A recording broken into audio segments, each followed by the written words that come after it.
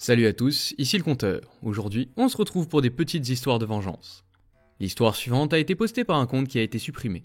J'étais en boîte de nuit avec des copines quand un groupe de mecs est passé devant moi. Ma copine avait l'air mal à l'aise et je lui ai demandé ce qui n'allait pas. Elle m'a dit qu'un des gars du groupe lui avait attrapé les fesses. J'ai demandé lequel et je les ai suivis à l'intérieur. Je me suis approché du gars en question et je lui ai demandé « Hé, t'as attrapé les fesses de ma copine ?» Ce à quoi il a répondu en souriant « Ouais, et alors ?» Je n'ai même pas réfléchi avant de tendre la main pour l'attraper par les noix. Durement. Il hurlait pendant que je criais « Ouais, t'aimes ça, hein? Tu aimes te faire attraper par des inconnus ?» J'ai remarqué que ses amis riaient et enregistraient des vidéos. Alors je me suis approché de l'un d'eux et j'ai dramatiquement essayé de l'embrasser, ce qui l'a dégoûté. La sécurité m'a escorté à l'extérieur, mais ils riaient. Ils ont dit que ce que j'avais fait était hilarant, mais qu'ils s'en occupaient. Ils ne m'ont pas mis dehors, mais ont dit qu'il valait mieux que je rentre chez moi pour la nuit. Peut-être qu'il y réfléchira à 2 fois avant d'essayer d'attraper les fesses de quelqu'un maintenant. L'histoire suivante est postée par Stinky Fish Tits. Quand j'avais une vingtaine d'années et que les sites de rencontres en ligne émergeaient à peine, j'ai créé un profil et j'ai dit que je n'allais pas être attiré par 2 choses. Les fumeurs et les gens qui ont des enfants. C'est tout. Tu peux être n'importe quoi d'autre et si l'alchimie est là, tout va bien. J'ai un rencard avec ce gars tôt le matin pour un petit déjeuner et nous nous entendons moyennement bien. Il n'y a pas d'étincelle mais pas de signaux d'alarme. Le rendez-vous dure 2h30. Le petit déjeuner prend une éternité, jusqu'à ce que nous partagions l'addition et qu'il me dise qu'il a un enfant. Je lui demande s'il a lu mon profil et qu'il sait que ça ne m'intéresse pas. Et il me répond « Oui, j'ai lu ça, mais je savais que si tu passais un peu de temps avec moi, tu verrais à quel point je suis génial et que tu serais prête à passer outre. » Je suis resté bouche bée, car il m'avait fait perdre 3 heures de ma vie et ça lui allait d'être un menteur. C'était inacceptable pour moi. J'ai dit « Je ne veux pas que ce rendez-vous se termine, mais je dois traverser la ville pour me faire une épilation brésilienne dans 1 heure. Épilation où ils enlèvent tous les poils, y compris ceux de l'arrêt des fesses. Tu veux venir avec moi et t'en faire une aussi ? Ce n'est pas douloureux. C'est un mensonge. Et je pense que c'est attirant pour les hommes d'être propres à cet endroit. Pas de pression, mais je suis assez occupé pour le reste de la semaine, et c'est mon seul jour de libre. Il était prêt à me suivre partout. J'ai dit aux dames que c'était sa première fois et qu'elles devaient tout faire, y compris les fesses. Il m'a tenu la main à travers un rideau et nous nous sommes fait épiler tous les 2 en même temps. Il a beaucoup crié, mais c'était un champion et il est allé jusqu'au bout. Je lui ai fait payer la sienne et je ne l'ai plus jamais appelé. Si tu es là, Chris, s'il te plaît, ne mens pas aux femmes au premier rendez-vous. C'est une très mauvaise façon de commencer une relation.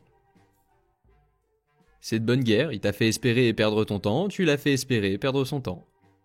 Dans les commentaires, il y a une histoire semblable postée par Mundane Cabinet 9883.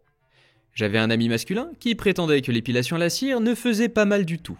Il se trouve que j'avais un rendez-vous pour l'épilation des jambes plus tard dans la journée. Je lui ai dit que je paierais pour l'épilation à la cire, mais qu'il devait essayer l'épilation des aisselles. C'était incroyable. Sa copine était agacée qu'il minimise la douleur de l'épilation à la cire et a accepté avec enthousiasme. Il devait nous montrer à quel point nous étions des mauviettes. Il se présente, premier choc. Puis se met à remettre en question la nécessité de raccourcir les poils au plus près de la peau. Il explique à l'employé que des poils plus longs permettront une meilleure prise lorsqu'ils seront tirés. Le gérant est intervenu et a tenté d'expliquer le processus. Non, il insiste. Elle fait donc exactement ce qu'il lui dit, avec l'approbation du gérant pour suivre ses directives. La première fois qu'il a crié, nous avons rigolé. Au deuxième, nous avons souri. 5 minutes plus tard, nous nous sommes inquiétés et sa copine lui a demandé s'il voulait s'arrêter. Nope, je vais bien, c'est juste une petite douleur. Elle lui a demandé s'il voulait que l'employé lui coupe les poils de l'autre aisselle avant de l'épiler. Il a admis que cela pourrait accélérer le processus. 30 minutes plus tard, il sort en tenant ses 2 bras écartés du corps. Il a grommelé qu'il était stupide d'enlever les poils avec de la cire. Aujourd'hui encore, lorsqu'il commence à se plaindre, nous lui demandons s'il veut une autre épilation à la cire. Il a généralement un regard de douleur et dit simplement « Faites ce que vous voulez ». Je suis un bonhomme, le fils de chochotte. Regarde, c'est facile. Ça fait mal. Au moins, maintenant il sait ce que ça fait et il parlera en connaissance de cause. L'histoire suivante est postée par Caterpillar 396. Je suis une fille et quand j'étais en CE2, mon bully, un garçon, était dans la même classe et vivait dans le même quartier que moi, mais il avait redoublé 2 fois. C'est important parce qu'imaginez à quel point il était plus grand que moi. Nous vivions dans des maisons citadines dans les années 80 et peu de gens avaient la climatisation. Alors la plupart des gens laissaient leurs portes ouvertes et leurs portes moustiquaires fermées. Un jour, je me rendais à l'appartement de mon amie pour voir si elle pouvait venir jouer et j'ai entendu des cris et des coups. Alors j'ai regardé. J'ai sursauté quand j'ai vu sa petite sœur voler à l'autre bout de la pièce. Je rentre à la maison et j'appelle ma mère qui, bien sûr, appelle les services sociaux et les 5 enfants sont emmenés. Apparemment, mon bouli brutalisait sa petite sœur, mais nous sommes dans les années 80 et à l'époque, il suffisait de promettre qu'on ne recommencerait plus. Quand il est revenu, il a découvert que ma mère avait appelé les services sociaux. Alors, à l'arrêt de bus avant l'école, il m'a donné un coup de poing. Je me suis retrouvé à terre. Quand nous sommes rentrés de l'école, un enfant l'a dit à sa mère, qui l'a dit à la mienne. Alors ma mère va dans l'endroit le plus malfamé de Détroit et engage 2 enfants, du même âge que la brute, pour 20 $ chacun, afin qu'ils le tabassent et lui disent de ne plus jamais m'approcher. Elle les a ensuite déposés devant chez le bouli. C'est comme ça que les Italiens gèrent ce genre de choses. S'il se faisait tabasser à chaque fois qu'il tape sur quelqu'un, à mon avis il arrêterait bien vite de taper sur les gens. C'est sûr que c'est facile de s'en prendre à quelqu'un de plus petit et de plus faible que soi. L'histoire suivante est postée par Ion Trapping. C'était il y a plus de 10 ans. Je viens d'une petite ville de Porto Rico. Le taux de pauvreté élevé et l'état d'esprit conservateur de la vieille école sont les caractéristiques de cette ville. Imaginez une petite ville pauvre du sud des États-Unis, mais hispanique. Aussi loin que je m'en souvienne, j'ai toujours été harcelé. J'étais une élève brillante, mais ma famille était considérée comme très pauvre et sans éducation. Tout le monde m'en voulait, parce que si ma famille était si pauvre, j'aurais dû échouer à l'école d'après eux. Mes bonnes notes m'ont permis de faire un stage en dernière année de lycée. On m'a permis de n'étudier qu'à temps partiel et de travailler à temps partiel comme réceptionniste dans une clinique vétérinaire. Mes anciens boulis étaient très en colère, car la plupart de mes camarades n'avaient pas les notes nécessaires pour qu'on prenne de telles dispositions à leur égard. N'oubliez pas non plus qu'il s'agissait d'un quartier très pauvre. Alors, les boulis ont commencé à me harceler par jalousie. Le chauffeur n'en tenait pas compte. Mon père et moi sommes allés chez le chauffeur pour lui parler, puisqu'il est aussi le propriétaire de la ligne de bus, et il a encore ignoré nos appels à l'aide. J'avais tellement peur et j'étais tellement nerveuse que je pensais sincèrement que j'allais être blessée physiquement en affrontant mes boulis. Imaginez plus d'une dizaine d'adolescents qui me disent des choses et me lancent des objets dans le bus, m'incitant à me battre contre eux. Un jour, par peur et désespoir, je me suis dit « Je peux capitaliser sur le fait que je suis timide, silencieuse et très intelligente. » Vous savez, le stéréotype de l'enfant intelligent qui devient fou et commence à zigouiller des gens parce que les gens le persécutent. Je me suis levé, j'ai marché jusqu'au chauffeur et je lui ai dit « Demain, s'il continue à me harceler et que vous continuez à ne pas me défendre, je ferai quelque chose. Et en tant que seul adulte ici, vous paierez les conséquences légales de mes actes. Vous le regretterez. » C'est tout ce qu'il y a à faire. Le lendemain arrive, les gens commencent à me jeter des choses. Le chauffeur arrête brusquement le bus au milieu de la rue. Puis il se met à hurler à plein poumon. « Arrêtez ces bêtises tout de suite! Je vais vous expulser du bus et vous ne trouverez jamais de moyen de transport pour aller à l'école! Bordel de Dieu !» Ça a marché. Il n'y a plus de harcèlement. Merci mon Dieu. Rétrospectivement, j'ai de la chance que la police et le FBI n'aient pas été impliqués. Je n'ai jamais été impliqué dans des bagarres à l'école et j'ai de la chance d'être encore mineur. Je n'avais pas de plan B. Je n'allais rien faire. Je n'avais pas d'armes ni de moyens de me défendre. J'ai juste utilisé la guerre psychologique pour me défendre. Je trouve ça infiniment triste que tu aies dû menacer l'adulte de faire quelque chose pour que lui te défende. Absurde. Tous les gens ont une limite. Si vous les poussez à bout, ils finiront par craquer. Et quand les gens craquent, vous voulez juste pas être là. L'histoire suivante est postée par The Anti-Grinch. Cette année, j'ai obtenu un nouveau travail qui me paie très bien. Par conséquent, pour ce Noël, j'ai décidé de faire des folies pour tout le monde. En particulier, j'ai dépensé beaucoup d'argent pour ma fille de 9 ans, et elle le mérite à 100%. Elle s'est surpassée à l'école, elle a aidé à la maison sans qu'on le lui demande, et elle a toujours été l'âme la plus gentille que tu puisses rencontrer. Cependant, lorsque ma belle-mère est arrivée tôt le matin et qu'elle a vu que les cadeaux sous notre arbre étaient beaucoup plus nombreux que d'habitude, elle m'a demandé pourquoi. Je lui ai dit que j'avais acheté un tas de cadeaux à tout le monde, y compris à elle. Elle a ensuite demandé combien de cadeaux j'avais offert à ma fille, et je lui ai dit qu'il y avait 3 gros cadeaux et 3 mini-cadeaux. Apparemment, cela l'a indignée, parce qu'elle a commencé à dire qu'une enfant de 9 ans ne méritait pas autant de cadeaux, et qu'elle allait retirer le cadeau qu'elle avait acheté à ma fille pour qu'elle ne soit pas trop gâtée. Je lui ai dit que c'était injuste, d'autant plus que ma belle-mère avait promis à ma fille une poupée pour Noël, et que ma fille l'attendait avec impatience. Ma belle-mère a dit que cela servirait de leçon à ma fille, que dans la vie, elle ne peut pas obtenir tout ce qu'elle demande. Je comprends. Mais ce n'est pas comme si je faisais des cadeaux à ma fille tous les jours. Et en fait, Noël, c'est le jour où on est censé gâter ses enfants. Mais ma femme m'a dit de laisser tomber, que c'était le cadeau de sa mère et qu'elle pouvait donc en faire ce qu'elle voulait. Et sa mère a acquiescé en disant que c'était son droit. Eh bien, si nous devons jouer avec cette idéologie, alors qu'il en soit ainsi. j'ai décidé d'enlever le sac de marque à 600$ que j'avais offert à sa mère, la chose que je savais qu'elle voulait le plus, et je lui ai donné un peignoir à 40$ à la place. Une fois que sa mère a ouvert son cadeau, elle a été déçue et m'a demandé si tout cela venait de moi, parce que tous les autres avaient reçu des cadeaux de plus en plus chers de ma part. Je lui ai répondu que oui, et je me suis excusé si je l'avais déçue, mais nous ne pouvons pas toujours obtenir les cadeaux que nous espérions. Elle et ma femme ont été extrêmement furieuses, mais la belle-mère a reçu assez de cadeaux, je ne voudrais pas la gâter. Je suis entièrement d'accord avec toi, Hopi. Noël, c'est la fête où t'es censé gâter tes proches. Je veux dire, retirer la poupée parce qu'il y a déjà trop de cadeaux pour elle, c'est nul. Elle va en faire quoi, la garder pour elle, la poupée?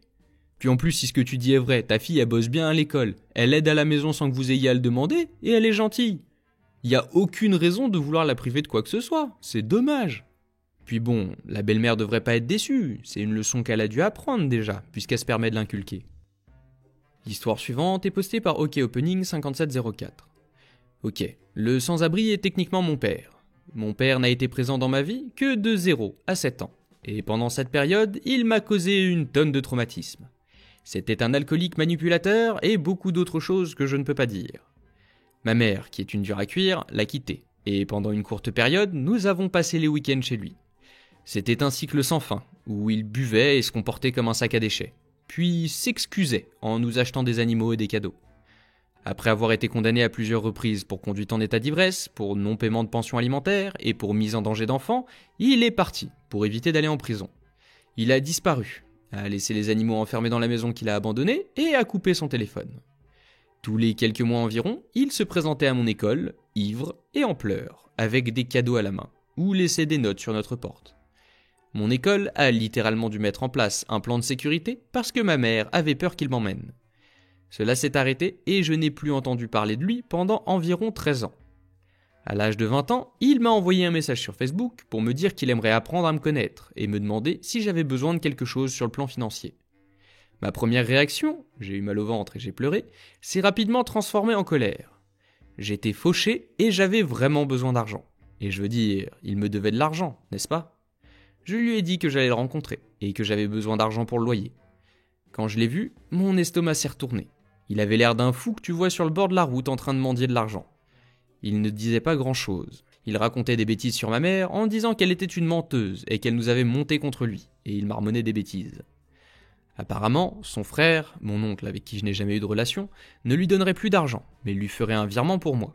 Il a dit à son frère que j'avais besoin de 1500, et m'a dit qu'il prendrait 500 et me donnerait 1000. Son téléphone minable n'avait plus de minutes d'appel, alors l'un des appels à son frère a été fait à partir de mon téléphone. Bien sûr, il n'avait pas de carte d'identité ou quoi que ce soit d'autre, alors je devais aller le chercher avec lui. Quand quelqu'un te transfère de l'argent, il obtient un code, te donne le code, et voilà, tu reçois l'argent. Mon père ne voulait pas me donner le code tant que nous n'étions pas physiquement sur place pour le récupérer, ce que nous avions prévu de faire le lendemain matin. Le lendemain matin, j'ai décidé d'envoyer un texto à mon oncle puisque j'avais maintenant son numéro et de lui demander directement le code. J'ai obtenu le code, j'ai récupéré l'argent et j'ai bloqué mon knard de père. Il s'est assuré de me laisser des messages vocaux dérangés pour me dire à quel point j'étais un sac à déchets. Il s'est servi de moi pour obtenir l'argent de son frère. S'il voulait vraiment faire partie de ma vie, il aurait pris les mesures nécessaires pour changer, mais il ne l'a jamais fait. Je ne nie pas que ce que j'ai fait était hardique, mais j'enquiquine mon père. Hopi a posté un edit.